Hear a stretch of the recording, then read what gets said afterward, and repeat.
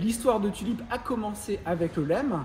En 1982, ce sont les gens d'MSF qui sont allés voir le LEM de l'époque pour leur demander de créer une organisation qui pouvait rassembler les médicaments dans un établissement pharmaceutique. Et c'est le LEM qui a été à l'issue de la création de Tulip et qui a permis du coup aujourd'hui d'exister.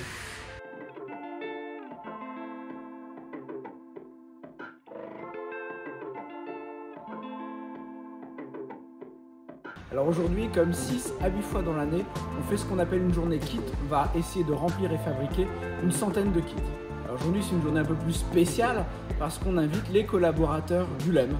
Alors le lien entre Tulip et le LEM, c'est simple. Tulip, c'est le LEM c'est Tulip. On est aujourd'hui une quinzaine de personnes, tous employés au LEM, qui venons prêter main forte pour créer les kits. Chaque collaborateur va se mettre devant un kit et au fur et à mesure de la journée, on va faire plusieurs séries jusqu'à arriver à un peu plus d'une centaine de kits. C'est vraiment super de participer, de voir vraiment comment ça se passe, ce que contiennent ces cantines qui partent sur les zones de crise, et on se sent vraiment utile quand on participe à une journée comme ça. Une grande partie de ces kits sont déjà préemptés, donc on sait déjà que ça va partir en Ukraine.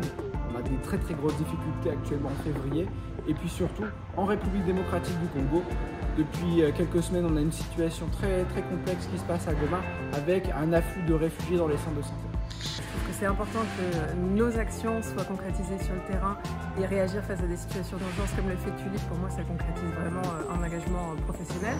Et c'est vrai que d'un point de vue personnel, donner une journée pour contribuer, prêter main forte et finalement aller soutenir ceux qui en auront besoin sur le terrain, des déplacés, des victimes de guerre ou de catastrophes naturelles, ça représente beaucoup. Alors un kit Tulip, c'est un carton ou une malle métallique dans lesquelles on va mettre à peu près entre 70 et 80 références différentes, à la fois du médicament mais aussi du dispositif médical. On a 4 types de kits.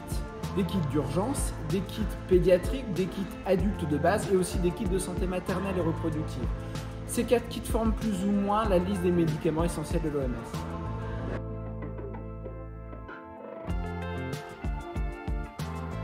En étant sur place dans l'entrepôt, on se rend vraiment compte du travail de Tulip au quotidien, de la quantité en fait, de médicaments qui sont envoyés tous les jours, donc c'est très impressionnant.